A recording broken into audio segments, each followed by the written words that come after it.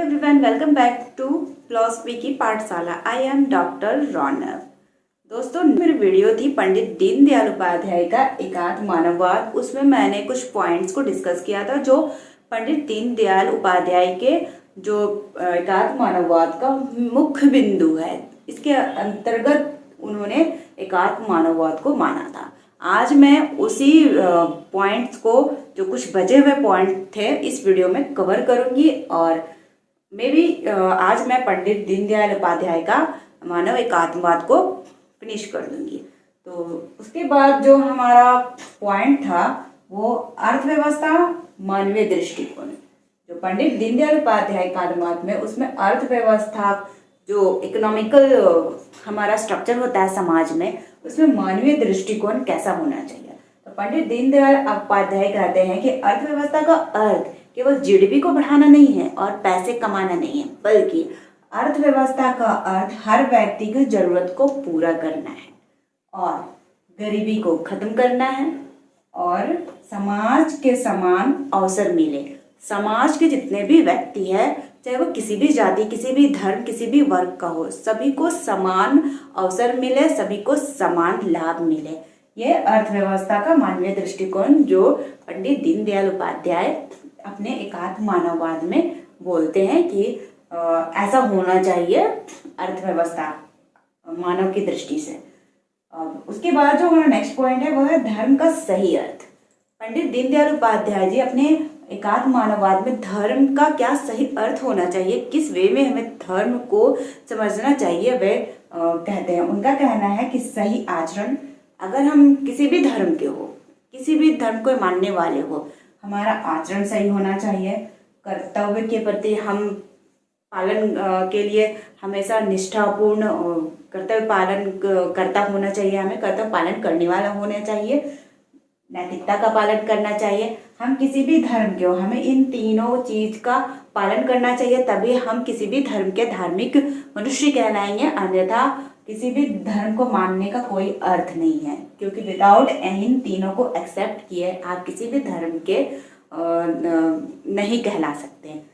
Next जो है वह विकेंद्रीकरण, डिसेंट्रलाइजेशन। वे चाहते थे कि छोटे छोटे जो स्तर पर विकास होते हैं, गांव का जो विकास होता है वही हो, वो बड़े बड़े जो सेंट्रलाइज्ड सिस्टम विकसित होते थे उनके वे खिलाफ थे। वो चाहते थे कि उनका जो गांव और छोटे छोटे स्तर पर विकास हो, स्थानीय लोगों के निर्णय लेने का अधिकार हो।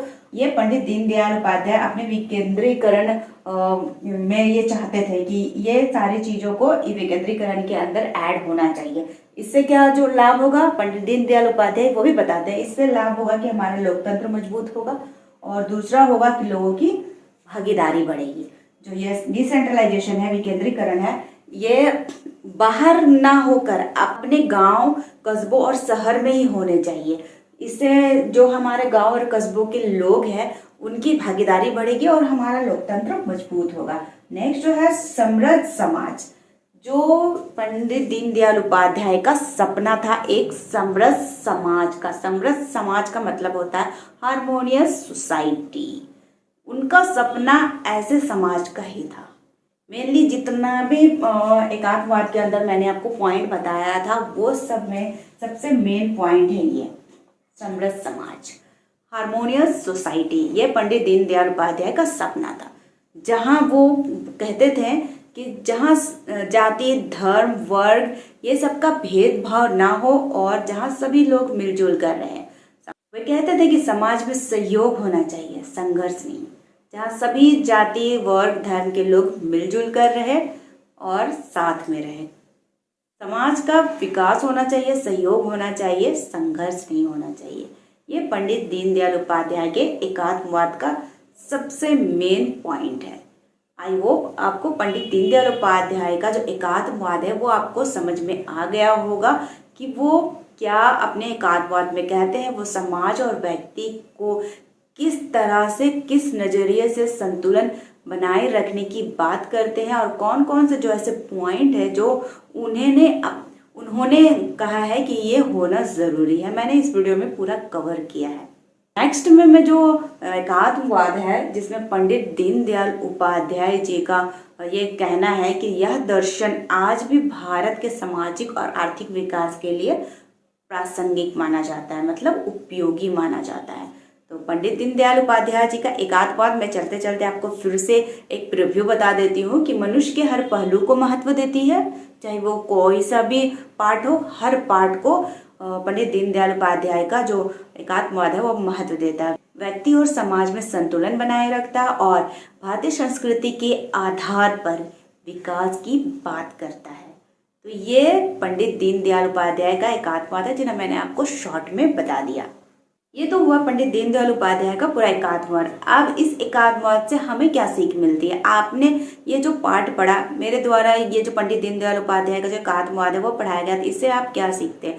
तो एकात्मवाद हमें यही सिखाता है कि जीवन में संतुलन जरूरी है, चाहे वो किसी भी पार्ट में हो, चाहे परिवार में हो, समाज में हो, आपके वर्क में हो, संतुलन जरूरी है। आपके शरीर में ही क्यों ना हो, अगर अत्यधिक आप अपने शरीर को दुख दोगे तो वो क्षतिग्रस्त होकर एक दिन पूरा खत्म हो जाएगा, और अत्यधिक सुख भी दोगे तो भी शरीर चलेगा नहीं। तो दोनों में बैलेंस आपको रखना है। तो हमें एकात्म मानववाद यही सिखाता है कि जीवन में संतुलन जरूरी है। हमें अपने विकास के साथ साथ देश के विकास के बारे में भी सोचना चाहिए, वो भी बैलेंस रखते हुए। तो यही था पंडित दीनदयाल उपाध्याय का एकात्मवाद, जिसे इंटीग्रल ह्यूमनिज्म भी कहते हैं, जो आज की इस वीडियो में मैंने पूरा कवर कर दिया। 2 वीडियो मुझे लगे इसे कंप्लीट करने में। तो पंडित दीनदयाल उपाध्याय का एकात्म मानववाद संतुलित विकास पर जोर देता है। मोस्ट इम्पॉर्टेंट पॉइंट यही है। मैं शॉर्ट वीडियो के जरिए इस टॉपिक का हर एक पॉइंट से आपको ऑब्जेक्टिव क्वेश्चन भी दे दूंगी, ताकि आपको यूजीनेट की प्रिपरेशन में कोई दिक्कत नहीं होगी, कोई प्रॉब्लम नहीं होगी। अगर आप एक यूपीएससी एस्पायरेंट हो तो भी आपको इस वीडियो से हेल्प मिलेगी। तो मिलते हैं किसी नेक्स्ट टॉपिक के साथ, वीडियो के साथ। किसी टॉपिक पर वीडियो चाहिए तो आप मुझे कमेंट करके बताना। मिलते हैं नेक्स्ट वीडियो में, तब तक के लिए बाय बाय।